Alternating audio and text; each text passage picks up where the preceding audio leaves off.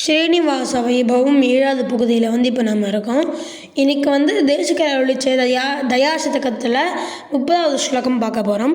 ஸ்லோகம்: அஹமஸ்மி பராத சக்கரவர்த்தி கருணே த்வம் ச குணேஷு சார்வபௌமி விதுஷீ ஸ்திதி மேதிஷீம் ஸ்வயம் மாம் விஷசைலேஸ்வர பாதசாத் குருத்வம். அர்த்தம் என்னென்னா, தேசிகர் பெருமாள் கிட்ட அஹமஸ்மி பராத சக்கரவர்த்தி, நான் சக்கரவர்த்தின்னு சொல்கிறதாகவும், பெருமாள் எப்படின்னு கேட்குறதாகவும், தேசிகர் நான் பாவம் பண்ணுறதுல சக்கரவர்த்தி, அஹமஸ்மி பராத சக்கரவர்த்தி கருணே த்வம் ச குணேஷு சார்பௌமி, நீ மன்னிக்கிறதுல சக்கரவர்த்தி அப்படின்னு சொல்கிறதாகவும் இந்த ஸ்லோகம் அமைஞ்சிருக்கு. அவருக்கு அந்த மன்னிக்கிற தன்மை எங்கே வந்ததுன்னு கேட்டால், தயாதேவி அப்படின்ற தாயாரை வக்ஷஸ்தலத்தில் வச்சுன்னு இருக்கிறதுனால அந்த தாயார் சொல்லி பெருமாள் மன்னிக்கிறார்.